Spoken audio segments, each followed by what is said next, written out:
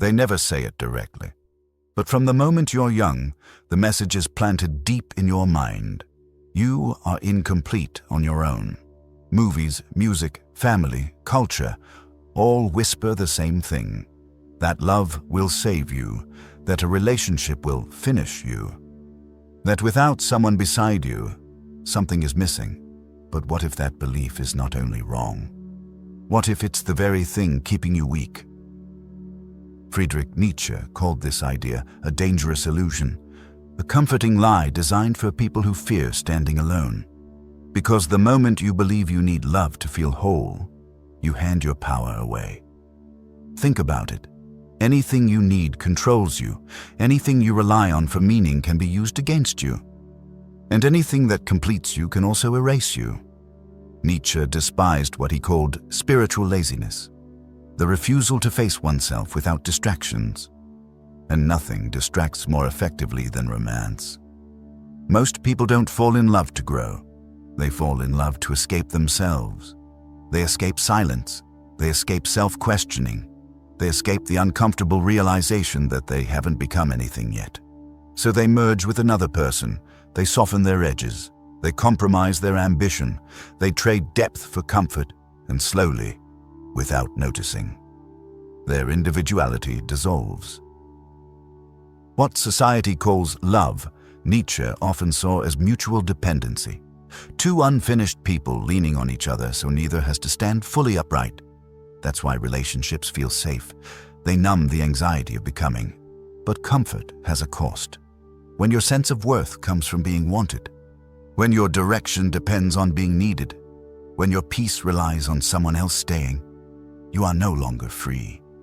Nietzsche believed greatness requires solitude, not loneliness, but deliberate separation, a space where no one interrupts your thoughts, where no one reshapes your values, where no one softens your hunger. Solitude is where you confront who you are and who you've been avoiding becoming. Until you can sit alone without reaching for validation, love will never be strength, only relief. And relief is not victory, because the man who cannot stand alone will always kneel emotionally, even when he believes he's chosen love. There is a quiet shift happening, one that most people don't want to talk about. More men are choosing to remain single, not because they are unwanted, not because they failed, but because they understand something others don't. Staying single today is no longer a weakness, it's a calculated decision. Friedrich Nietzsche believed that true power begins with self-command, the ability to direct your own time, energy, and emotional force without interference. And that is exactly what modern relationships slowly take away. At first, it seems harmless. A message here, an expectation there, a compromise that feels small, but over time your attention fragments. You're no longer responsible only for your mission. You are managing emotions, negotiating moods, absorbing expectations you never agreed to consciously. You don't just choose a partner, you inherit obligations, her family, her social circle, her emotional history, her future assumptions about who you must become. And none of this is evil, but none of it is free. Nietzsche warned that when a man's energy is divided, greatness becomes impossible. Creation demands focus, growth demands solitude, power demands clarity. Modern dating culture makes this even worse. Endless options have replaced commitment with hesitation. Choice has multiplied, but depth has vanished. Dating apps promise freedom, but what they really create is permanent comparison. Why invest deeply when something else is one swipe away? Why improve yourself when attention is temporarily guaranteed? Nietzsche would have recognized this immediately. When desire expands faster than discipline, weakness disguises itself as liberation. So some men walk away, not in bitterness, not in resentment, but in understanding. They see that the ability to leave, calmly, without anger, is the highest form of leverage. Because the man who can walk away owns his future. He is not negotiating his destiny for affection. He is not trading purpose for emotional comfort. Staying single becomes a form of discipline, a way to preserve momentum, a shield against distraction, and slowly, something changes. When you no longer fear being alone, no one can threaten you with abandonment. That's when relationships stop controlling you, because you were never dependent on them to begin with. Think about that. There is a reason society feels uneasy around men who choose solitude. They cannot be pressured, they cannot be rushed, and most importantly, they cannot be controlled. History gives us a brutal example. Diogenes lived with almost nothing, no property, no reputation to protect, no approval to maintain. He owned only one thing: himself. When Alexander the Great, the most powerful ruler alive, stood before him and offered anything he desired, Diogenes didn't bow, didn't flatter, didn't ask. He simply said, "Step aside, you're blocking my sun." Alexander later admitted something shocking. "If I were not Alexander, I would wish to be Diogenes." Why would a man who ruled the world envy someone who owned nothing? Because Diogenes was untouchable. No fear of loss, no need for validation, no emotional leverage. Friedrich Nietzsche understood this power deeply. He believed sovereignty begins when nothing external can destabilize your inner state. Most people give others the keys to their emotions. Love them and they own you. Leave them and you break.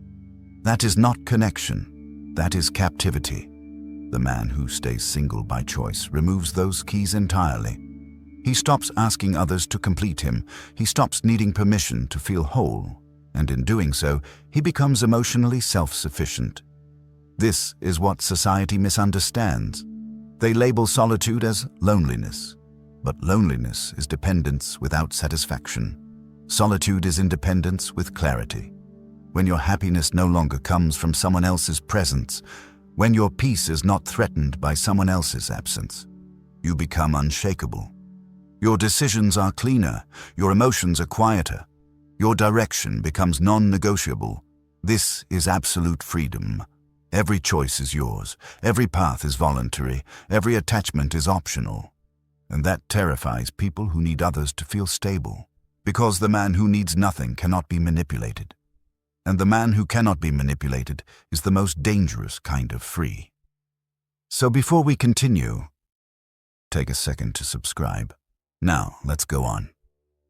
Most people misunderstand why strong men choose to stay alone. They assume it's fear, they assume it's bitterness, they assume it's a rejection of love. But in reality, it's preparation. Friedrich Nietzsche never praised isolation for comfort. He praised it because creation requires distance. Nothing great is built in constant emotional noise. When you're alone, there is nowhere to hide. No distraction, no emotional anesthesia. Every weakness becomes visible. Every insecurity speaks louder. Every unfinished part of you demands attention. That's why most people avoid solitude. Not because it's painful, but because it's honest. Relationships, when entered too early, become shelters. They protect you from confronting your lack of direction. They soften the pressure to grow. They reward you before you've earned strength. Nietzsche warned against this premature comfort. A man who receives emotional fulfillment before developing discipline becomes dependent on approval, not grounded in purpose. Solitude reverses that process. It hardens your focus. It forces routine. It turns time into a weapon instead of something to escape. When you are single by choice, every hour becomes accountable. There is no one to blame, no one to distract you, no one to absorb your restlessness. And slowly, structure forms. You begin to enjoy silence. You develop internal order. You stop needing constant reassurance that you're enough. This is where strength is forged, quietly. Not strength for dominance, but strength for restraint. Nietzsche believed only the disciplined man can love without possession. Only the fulfilled man can connect without clinging. Only the complete man can choose partnership without losing direction. Until then, love is not union, it is escape. That's why solitude comes first. Not forever, but long enough. Long enough to build a spine. Long enough to define values. Long enough to know who you are when no one is watching, Because if you cannot sit with yourself without discomfort, you will always use relationships to avoid becoming stronger. And avoidance is the enemy of victory. There is a moment most people never reach.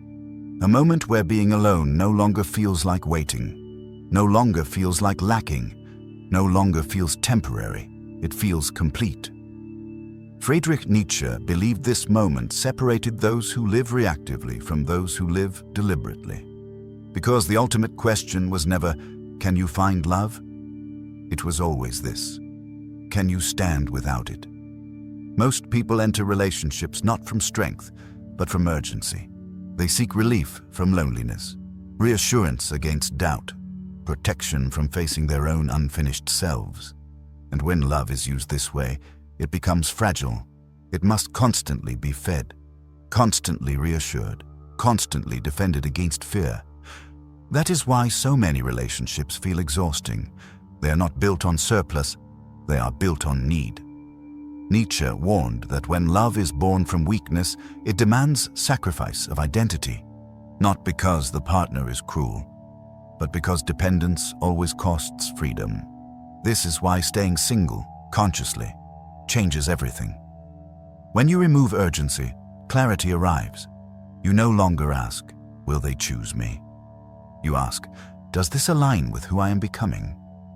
You no longer tolerate distraction for comfort. You no longer negotiate values for intimacy. You no longer fear walking away because nothing essential is being taken from you. At this stage, solitude no longer feels like discipline. It feels like sovereignty. Your time is protected. Your energy is intentional. Your direction is stable. You stop romanticizing love as salvation. You stop seeing relationships as milestones. You stop measuring your worth by proximity to someone else. And paradoxically, this is when love becomes possible in its purest form. Not love as attachment, not love as escape, but love as choice. Nietzsche never argued against love itself. He argued against premature love, love that arrives before strength, before self-mastery, before direction. Because only the man who is whole alone can enter connection without shrinking. He doesn't cling, he doesn't chase, he doesn't merge his identity to be accepted. He stands and invites. And if the invitation is not honored, he remains unchanged. That is the difference. Staying single is not about isolation. It is about removing false urgency from your life. It is about learning to sit with silence until it becomes peace. About building discipline until it becomes freedom. About becoming someone who doesn't need love to feel alive. Because when love is no longer required, it becomes optional. And what is optional can be chosen cleanly, without fear, without weakness, without regret. That is what it means to win. Not conquest, not dominance, but self-possession. Because the man who owns himself cannot be owned by anything else.